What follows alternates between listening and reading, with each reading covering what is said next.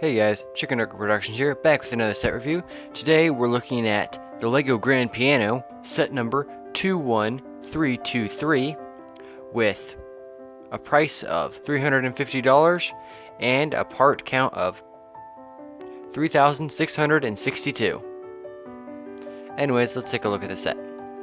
For starters, it looks very nice. This is a very nice set, very well made, put together, structurally sound. Even though it does have a very large flat bottom, the legs that it is used to support itself are quite sturdy, as we can see if we tilt the camera down. You can see there's legs there, and there's also one in the back, along with those foot pedals right there, but we'll take a look at those in a second.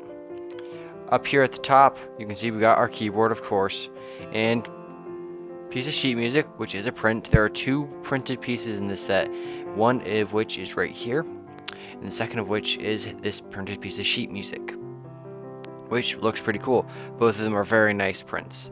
So yeah, no stickers in this set, for all you sticker haters out there. Anyways, taking a look at some of the features in the set, which besides the obvious playable part of it, you can see that this closes right here and opens to reveal the keyboard. And the keyboard comes in and out of the piano like a real one would, where you simply remove it by removing a peg here from this side and this side of the piano, putting this down, sliding it out like so. Real, it's just a cover. You can see the Lego printed piece from the inside, and the keys with all their mechanism. So you actually take this off in a real piano if you were to tune the keys, and you can see we got all of them right here, these little hammers in the back of the keys, and each one is responsive, you can see. And just a little bit of detailing right here with these very nice gold bar pieces. But yeah, you can kind of see inside the piano and the mechanism that makes it work. Sliding that back in just like that, not that hard. Just kind of slides back into the pieces back there. Give it a little push, and you can see they're both back in place. Anyways, looking at the actual keys. Now you can see they're a bit wobbly, but each one of them does work, including the black middle keys. They're all connected to those pegs you saw back there. And this actually, those pegs in the back actually have a feature with the app that comes with the set, which we'll take a look at in just a second. So, moving on, we can just close this back up. You see the sheet music at the top is on the sheet music stand. This song is actually playable on this piano, but the holder for the sheet music closes much like the real thing. You can see it flips up like that. Little pieces go back, and if you want to, you can actually put the little thing or stick that holds up the top of the piano, fold that in, close the piano, and close it all up for a pretty finished looking deal right there.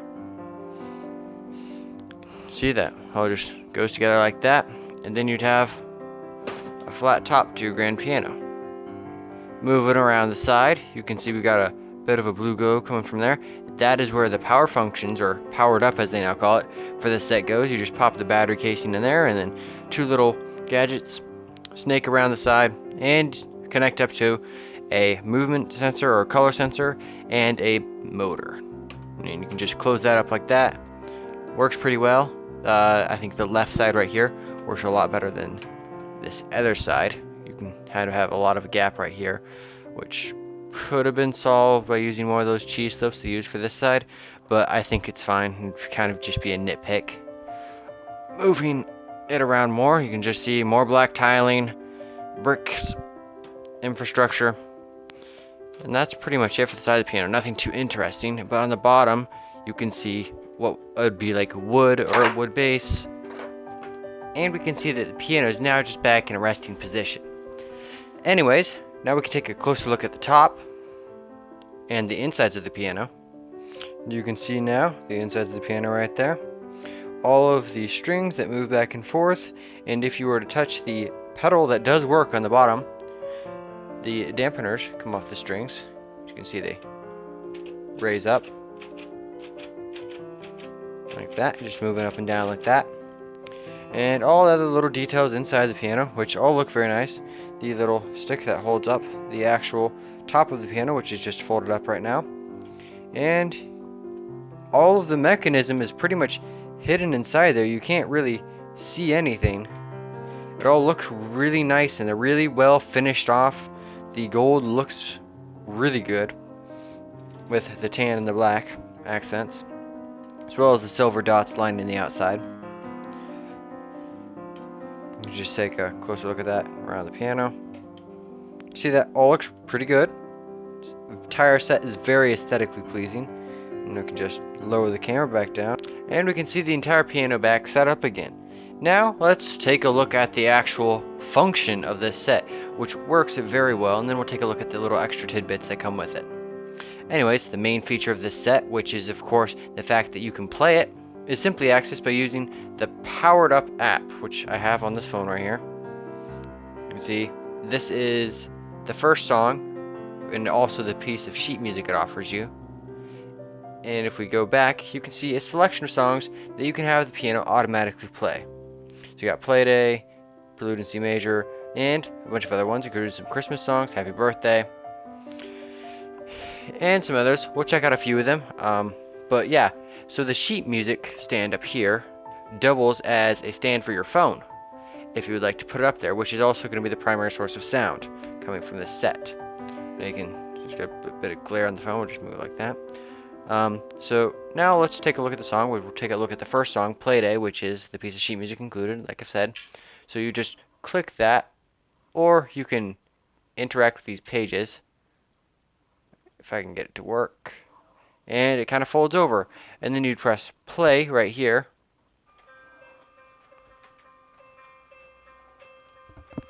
And you can kind of hear that. As it works, you can hear the motor, which is a bit off-putting, but if you have a loud enough speaker or phone, then it shouldn't be too much of a problem. And you can see that the keys are moving with tempo of each song. We'll take a look at a couple of different songs to show what I mean by that. But as you can see, same set of keys, moves, looks really nice. It's like play your piano. It just looks cool and it's fun to watch. But yeah, so let's take a look at a couple of different songs. You can just simply stop the piano by pressing the stop button, or not touching it twice like I did. But another cool feature of this, before we take a look at the next piece of sheet music, is the ability to reset the keys. You can see they're all in different positions right here. But if you press this gear, more or less resets the entire keyboard, and of course it messes up a little bit. You kind of have to get lucky to get the keys perfectly flat. See if we just play the song for a second here. Try that again. It seems to be catching on these three keys for whatever reason right now. Sometimes it's quite random when it happens. But anyways, we can take a look at the next song, which would be Prelude in C major, and we can just press play on that.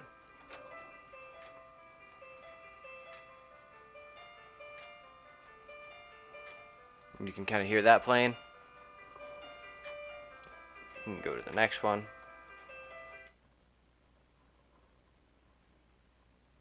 Say Moonlight Sonata, which is pretty cool. Or you can see Widmung. Get that to play.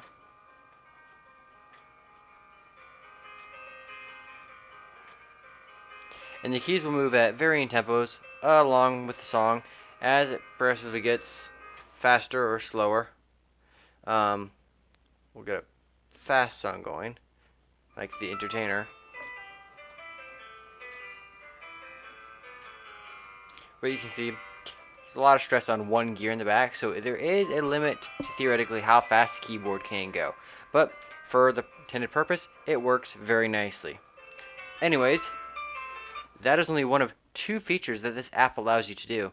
You can actually play the piano yourself if you would like. So we just tap the reset button, exit out of this screen, give the app a second, and we select the play instead of the listen feature. So the play is on the right. We just click that, wait, give it a second, and there's a much smaller selection of the songs you can actually play. Only 5 opposed to the 10 on the other one. But we'll do Fear Release for this example. So now that we've opened the song we would like to play, you can now take your keys and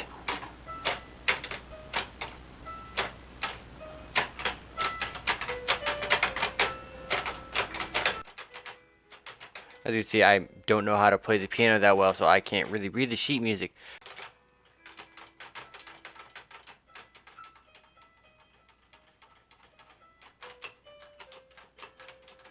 You can see I'm just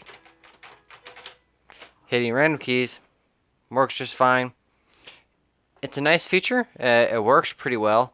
You kind of have to time your hits just right for the song to play at the correct tempo, because it is playing.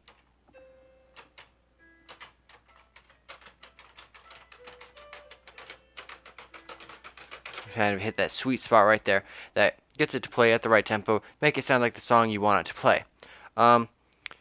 Overall, great feature. A couple complaints about it though. When you hit the keys down,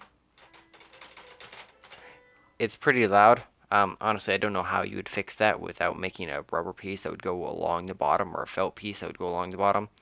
But that's really just a nitpick. I love being able to press down each key and have it weighted so it pops back up like that. That is such a cool feature. I love that so much. But yeah, that's a thing right there. Other than that, there's not too much to say about the piano. Overall, it's a great set. I really love it for what it is. It's got tons of playability.